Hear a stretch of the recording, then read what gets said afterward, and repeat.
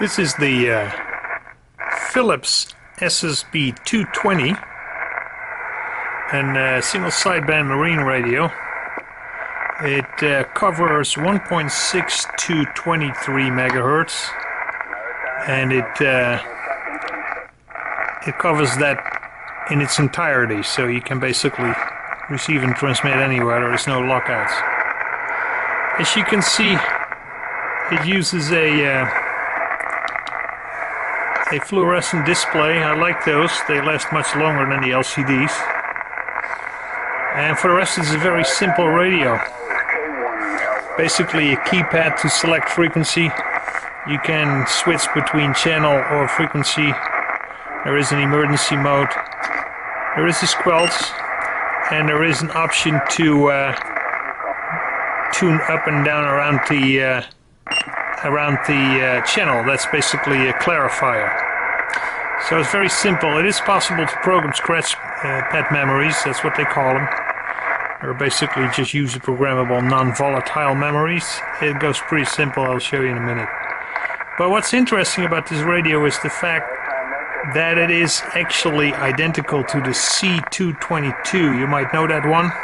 I have some other videos on this channel to show that radio. And just to compare, I have one of those radios here. This is the C222 that you might remember from my other videos. It is identical. There is a few minor differences. One of the differences that I have found is that on the back there is an additional speaker jack on the Philips. I guess that was a requirement. And the biggest difference of all is the presence of a upper side lower sideband switch on the Philips.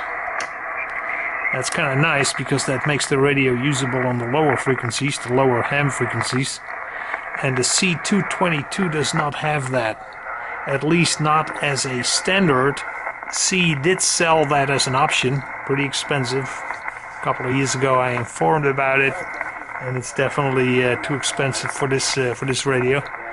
But the Philips had that standard, and it might be that that is because this radio was used in Europe, where lower sideband is more often seen on professional equipment and on military equipment than it is in the US for whatever reason. So that's the upper sideband, lower sideband story. I'll open the radio up later and you can see the different filter that is used for that purpose. Alright, we're back again. I put the other C222 away since this video is about the Philips version. Let's see how you turn it on and what happens. So it runs off 13.8 volts, nothing special. Draws 30 amps in the peak because the output power for this radio is 150 watts. So it's a little bit more than ham equipment would draw from that kind of voltage. Alright, it will go through a self-test. And then it will default to the marine emergency frequency of 2.182 megahertz. Of course, we can then pick any frequency we want. This is the 20 meter band that you can select without a problem. And when you do that, you will see when you press the button nothing happens. So if you really want to send and receive on the same channel, you have to select the frequency, 114.300 for instance. Then before you press enter, you press the microphone button and then you press enter. And now it will actually receive and transmit. Don't know why they did that. If you just punch in the frequency without anything else, it's just a receive channel. If you press the microphone button before you enter the frequency, it will actually transmit there as well. So that's all you have to keep in mind if you want to use this radio on the ham frequencies. Here you see the inside of the radio. This is the VCO. This is the synthesizer. Here we got the receiver exciter. This is the receiver front end. This is the crystal filter. This is a USB LSB combination filter. Like I said earlier, that's different from the original C222 transceiver, which is the same radio as this one. Under here we got the CPU. This is kind of funny. This C employee didn't know how to spell Philips. It's not a Philips screwdriver, it's Philips the company. And as you can see, that is spelled with only one L. Let's look at the other side. Took off the cover from the CPU section. You can see the EEPROM that we have in there, and this is the processor. It's a 6800 family kind of processor. Here is the bottom PCB, which contains the power amplifier, the harmonic filter, and the driver section. Here we have the driver, pre-driver, two PAs in parallel, as you often see from marine radios. They each have their own fuse. This is the fuse for the receiver exciter. It has its own fuse. Like I said, harmonic filter. As you can see, this is a fairly late model. The transistors are date code 9408. That's the latest I've ever seen for this radio. Again, Philips. Guy didn't know how to spell it. 2 L's, should have been with 1, like I said. But you can see the radio is originally made by C. And you can see that here as well. The design is 1991. It's well made, just like every C product that I've ever seen. These are Teflon coaxial cables, FR4 board. Good design. Alright. I remember listening to David talking to someone Found a else. station. There's not much going on 20 meters today. Propagation is horrible and a lot of static. We almost moved to Cape But as you can see, the audio is pretty good. It has a front firing speaker. Let's see what this radio can do in terms of power. 25 miles north of there, a town called I'll switch it to the dummy load to not bother anybody. As you can see, we have a bird watt meter. Get a little bit closer. And we have my FT817 at the same frequency, 14.207. 1, 2, 3, 4, 5. Dead on frequency. It does 175 watts. So that's pretty good. That's pretty good. It's almost a little bit too high.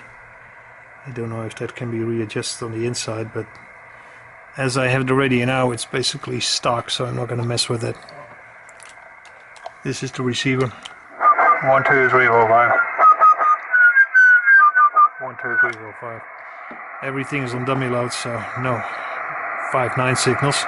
Let's go to a lower sideband and see if that actually works. This is the lower sideband switch. Put the Yaesu on lower sideband. 1, 2, 3, 4, 5. Lower sideband power is the same. 1, 2, 3, 4, 5. As you can see, radio works pretty good in lower sideband as well. So that's the advantage that you have over the standard C222. The Philips version was equipped with lower sidebands as a standard, not as an option, and that is that's kind of nice if you want to use it on ham frequencies. Like I said, if you want a good, reliable, high power radio that you can take to field days and take mobile without worrying about scratches and all that stuff. A good radio for a low price, this is really your choice. The C222, or even better, the Philips single sideband 220 that you see here, that has it all.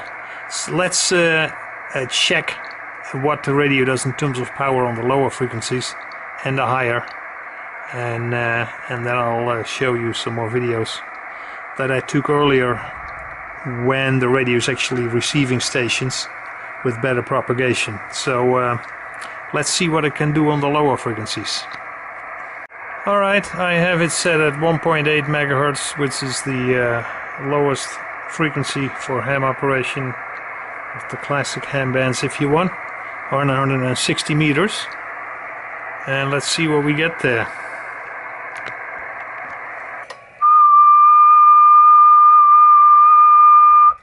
Well, here it does exactly 150 watts, so that's good.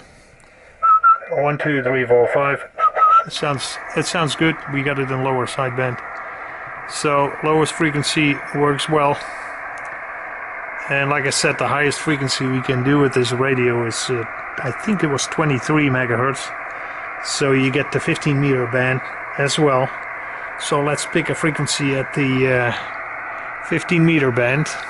That would be 21,3000, and we get there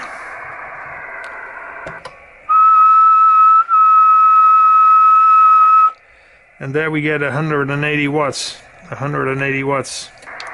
I got to put the Yaesu on that same frequency. Hang on. 21.3 upper sideband. 1, 2, 3, 4, 5 upper sideband. 21 megahertz, 15 meter. It works quite well actually. Modulation sounds very good. 1, 2, 3, 4, 5. This is the Yaesu transmitting. That works well too. So a good radio. Let me show you as a last thing how you program a scratch pad memory. It's a little bit weird, but the manual can be downloaded from the internet for this radio, and it explains how to do it. But let me show that to you. Well, I had to take a page out of the manual because I don't remember from the top of my head anymore. But basically what you do is you press 7/8 to bring the radio in program mode. I don't know if that came out well. And then it asks what bin you want to program. Let's say we want to program bin number 10. Alright. Then it says it's full. There is already something there. That's not a problem. You just press any number, and then it tells you what frequency you want to override it with. Let's say we want to do 14.2. Enter. This is if you want to do rest carrier, which we don't, so then you just press enter. Here it asks if the receiver frequency needs to be different. We don't want that to be the case, so we press enter again. If you would have done split frequency, you indeed could have programmed a different receiver frequency, but we're not doing that. So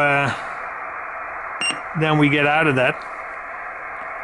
And if we now want to recall, let's say I want to go to what was already there. This was programmed a while ago.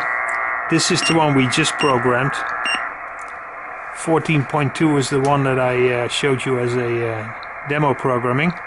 That's basically the way it works. It's pretty simple. I think you can program 100 different frequencies that way. Let's see, does the manual say anything about that? Well, I would have to study the manual a bit deeper, but I think it was 100 memories. And then of course it has a whole bunch of ITU, marine frequencies, I think like 600 that you can also recall, but those are stored in ROM. You cannot reprogram those, not that you would need to, because they're internationally agreed upon, and you can select those as well. So that's basically it. The Philips SSB-220, a private label product made by C about 20 years ago, I would say. Very robust radio, 150 watts. I'll show you some insights of the PCB boards and maybe the rearray prom, and that's it.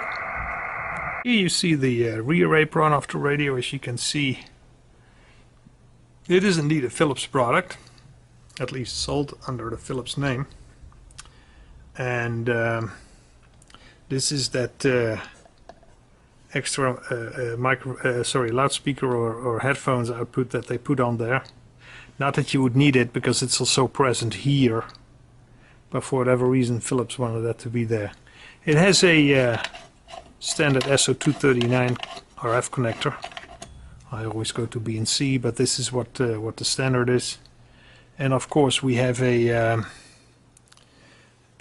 power pole connector that is a given for the C radios. They all have that. This is actually the 75 amp type. I don't know why they picked this big one, because the radio itself doesn't draw more than about 30, but they wanted to be on the safe side, I guess. As you can see, it is actually made in the USA. Philips is a European company, but I guess they decided to subcontract this one. Alright, I wanted to give you a quick different demo. The radio obviously can also be used on the 60 meter frequencies, so I just programmed that, and for instance we now have channel 1 in location 11. This is the first channel for the 60 meter band in the US. Let's see what we get in terms of power. 160. 1, 2, 3, 4, 5. 1, 2, 3, 4, 5. So it would be a perfect radio for that. Now it is possible to set 60. There is a setting for low power. Don't ask me how to access that on the menu, but it is possible. It does 50 and 150 watts. So you're still street legal on 60. This is the second channel. This is the third channel. This is the fourth channel, and this is the highest channel. So yeah, it can do that without problem, and it would be the perfect radio for that. The Philips single sideband 220, very robust radio, very well built, and usable for ham. Thank you for watching this video.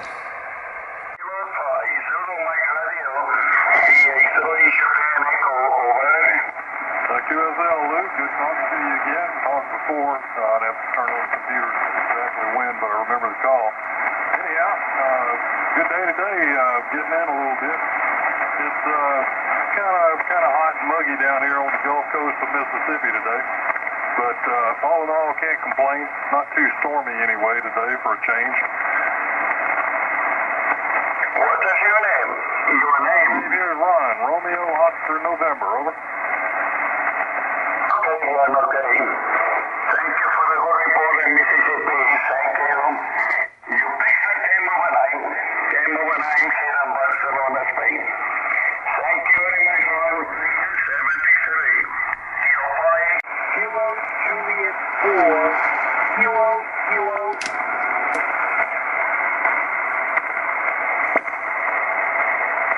QSF stateside, Sugar X-ray 18, Los Angeles, America.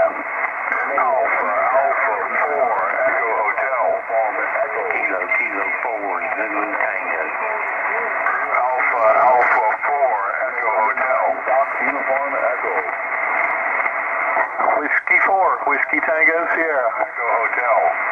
Ending in Florida. Ending in Florida. Radio 5, America, Florida. Is that yourself?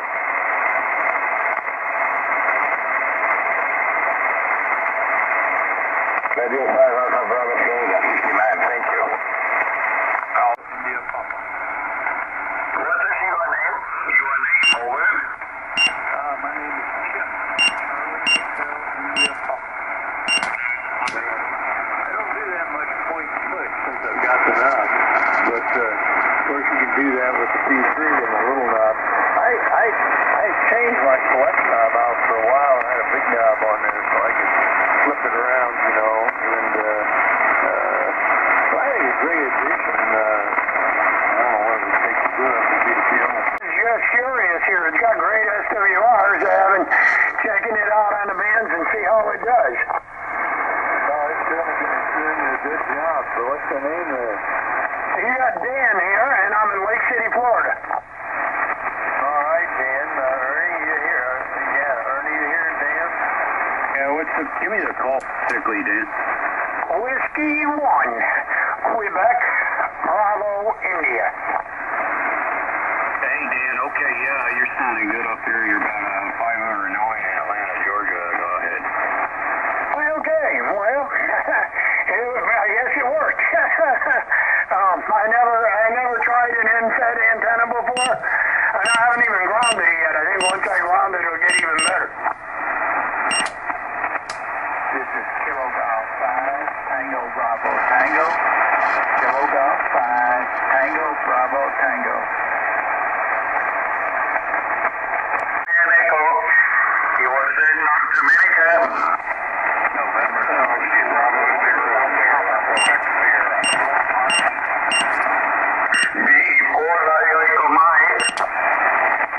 In Panama, it was I wouldn't say a special event, but they said a special call sign for World Cup. So we're Panama on 10 meters here, running with the K3 into the 40-meter loop, hitting the tuner. I don't have an antenna for 10 meters, so that was pretty cool.